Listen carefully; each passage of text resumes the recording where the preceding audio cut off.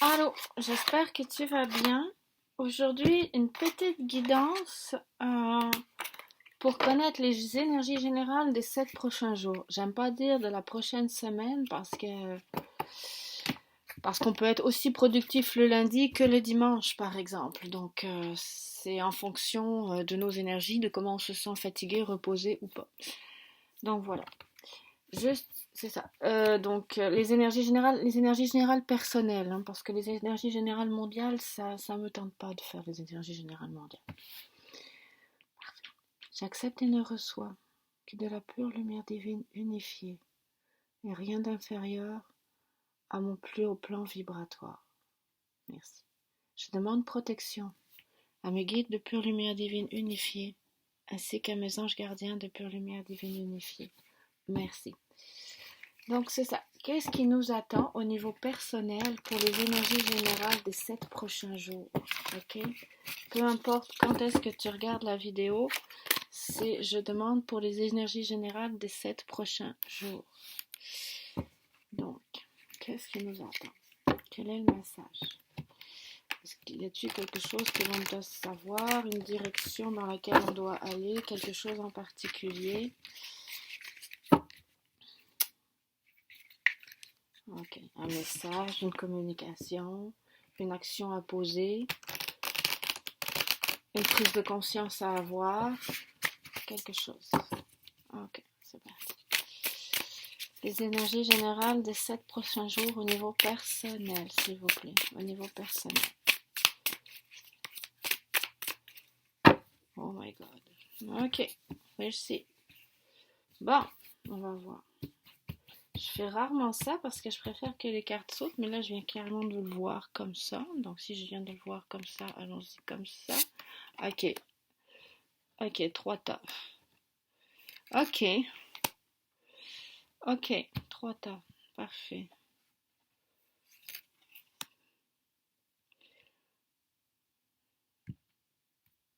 Ok, 3 tas. 5 cartes, 3 tas. On va voir. 1,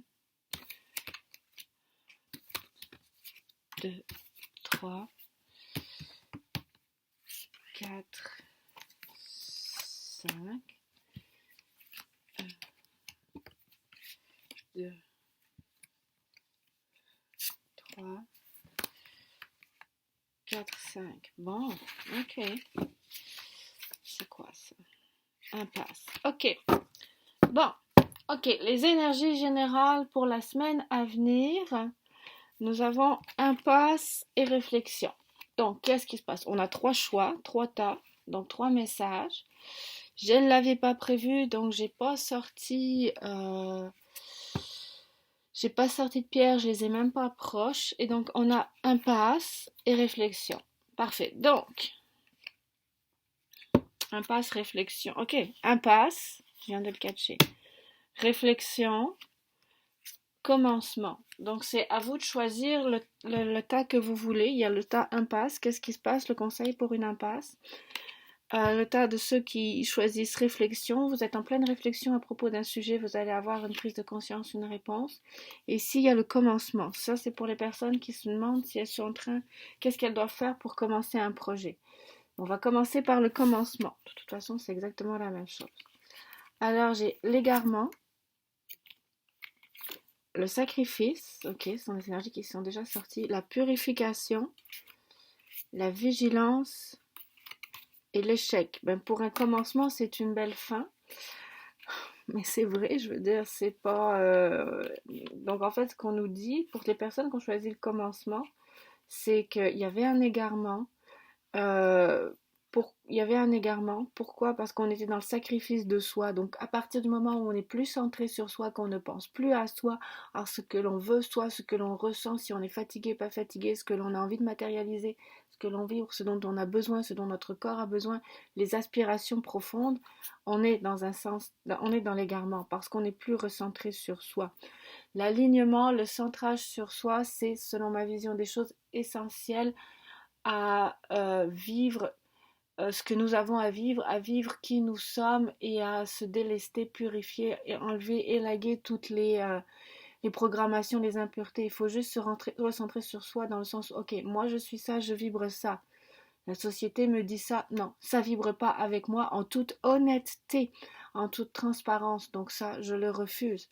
Programmation ou pas programmation, c'est pas le point. C'est est-ce que ça te correspond, est-ce que ça vibre avec toi, est-ce que ça vibre avec ton alignement. Si la réponse est non, ça dégage. C'est tout, ça dégage. Apprends à te connaître toi. Donc c'est ça. Donc l'égarement, le sacrifice, la purification. On vous demande de purifier toutes ces énergies, ces résidus d'énergie difficiles, ces résidus d'énergie d'échec, ces résidus d'énergie de vigilance, de méfiance. Là, on a une petite notion de paranoïa aussi. Mais ça, c'est vraiment une des programmations mentales involutives les plus, selon moi, selon mes observations, les plus courantes. C'est une espèce de paranoïa collective dans le sens on instaure une méfiance des autres, on instaure est-ce que l'autre est dangereux pour moi, est-ce que je me sens tellement vulnérable, tellement pas dans mon centre, tellement pas aligné, donc tellement oui en état d'égarement, mais donc tellement fragile et fragilisable que je me méfie de l'autre, des autres, et aussi cette notion de vigilance, mais cette notion de paranoïa collective, et depuis plusieurs années, selon moi, avec certains événements provoqués au niveau mondial, quelque chose qu'on nous martèle, qu'on nous instaure consciemment, inconsciemment, de devenir paranoïaque, de se méfier de tout, des autres, de ne plus savoir à quel sens vouer, à quoi faire référence, à qui se fier. Moi, je te dirais, retourne dans ton centre. Retourne dans ton centre, retourne à l'intérieur de toi, ressens ce qui est bon pour toi, ce qui vibre avec toi. Tu ressens que c'est bon de déménager à telle place, déménage à telle place. Tu ressens que c'est bon de manger tel fruit par rapport à tel légume, ça peut aller jusque-là. Mange tel fruit par rapport à tel légume. Tu ressens que oui, d'accord, ok, peut-être que les fins de semaine, on dit qu'il faut faire ça, mais toi, la fin de semaine, tu veux le considérer comme un jour normal, tu préfères travailler, mais travaille sur toi, travaille intérieurement. Ce que je veux dire, c'est sors des programmations. Si tu ne sais plus à quelle énergie, à quel sein, à quel média te vouer, retourne en ton centre. Retourne en ton centre et purifie toutes ces mémoires, tous ces sentiments, toutes ces douleurs d'échec, parce que ce ne sont pas des échecs. Ce qui est vu comme un échec par les programmations involutrices de la matrice ne sont faites que pour, selon ma vision des choses, alourdir ton énergie, alourdir ta vibration, te plomber au niveau vibratoire. Il n'y a pas d'échec, il y a juste à ressentir, à te concentrer, focuser à l'intérieur de toi, ressentir ton énergie, ressentir ce que tu es, ressentir qui tu es, ressentir ce que tu vibres, ressentir l'émotion que tu es en train de relâcher, que tu es en train de transmuter.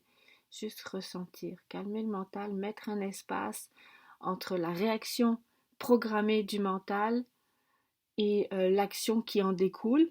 Parce que, mettons, on reçoit une information, on est programmé comme ça, on veut réagir, on veut poser telle action, vers l'extérieur, non, mettre de l'espace. Mettre de l'espace entre la réaction provoquée par les programmations du mental et l'action qui découle de cette réaction intérieure. Calmer les émotions, calmer l'intérieur, calmer les peurs, purifier toutes ces énergies, se recentrer sur soi pour avancer pas à pas vers un nouveau commencement, vers un nouveau début, vers une nouvelle vie plus centrée, plus alignée, plus paisible, plus en paix. Parfait. Pour les personnes qui ont choisi réflexion, qu'est-ce qui se passe? Quel est le message? Donc là, on a des personnes qui sont en train de se poser des questions par rapport à une situation. Effectivement. Donc si tu te poses des questions, tu fais bien de te poser des questions parce qu'il y a une distorsion entre ce qui est montré et ce qui est réellement. On a ici la carte de la désillusion, d'accord? Oui, ton intuition, ton troisième œil, ta clairvoyance te montre quelque chose qui n'est pas en accord avec le réel, le matériel qui t'est montré en face de toi. Oui, il y a une distorsion à ce niveau-là. Tu la ressens probablement de façon inconsciente au niveau énergétique.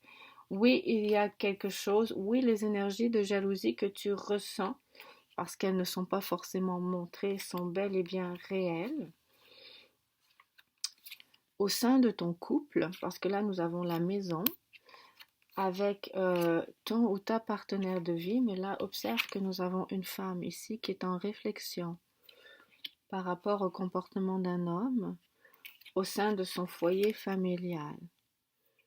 Et effectivement, oui, cet homme est jaloux. Non, il ne te le montre pas.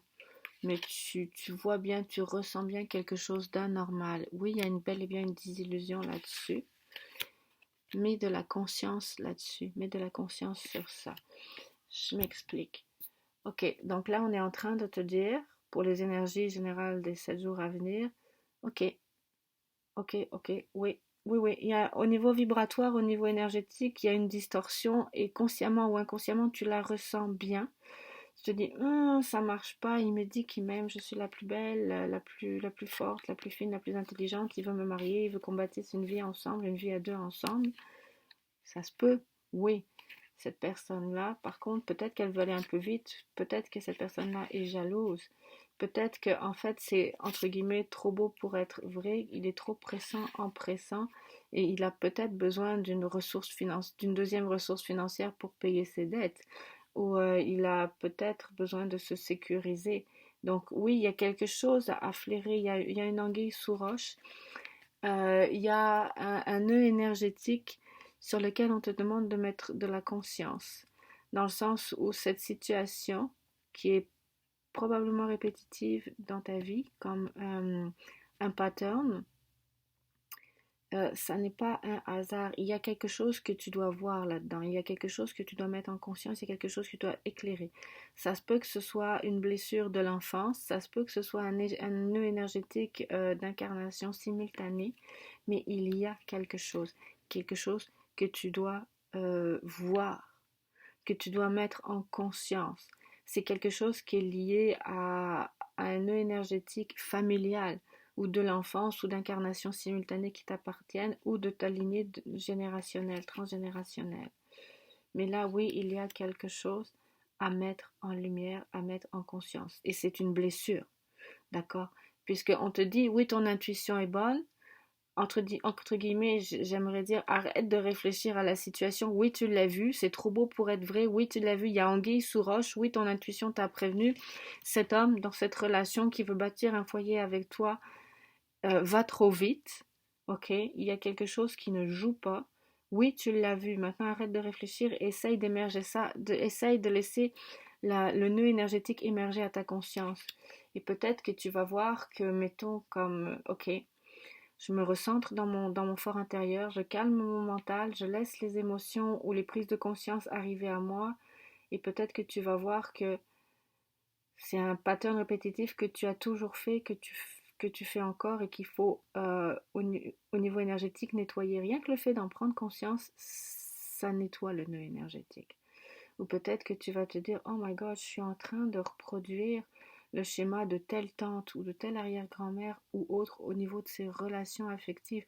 Mais bien sûr, bon sang, mais oui, mais c'était ça, pourquoi je ne l'ai pas vu avant? Je suis inconsciemment en train de reproduire le schéma relationnel de ma mère, de ma grand-mère, de ma tante, de ma grand-tante. Il y a quelque chose à voir là. Et le fait que cette mise en conscience se produise va automatiquement nettoyer le nœud énergétique et tu vas pouvoir passer à un nouveau chapitre de ta vie, à une nouvelle étape de ta vie, avancer vers des couples qui seront plus stables et plus nutritifs, nourriciers, meilleurs pour toi.